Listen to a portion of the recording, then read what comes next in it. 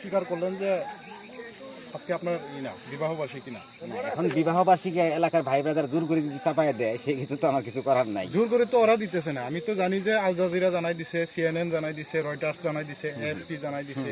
তো ওরা যেহেতু আন্তর্জাতিক যে সংবাদ মাধ্যম ওইখানে যেহেতু ফাঁস হয়ে গেছে, তার মানে তো আপনি কট। এখন আসলে আমার কিছু করার নাই।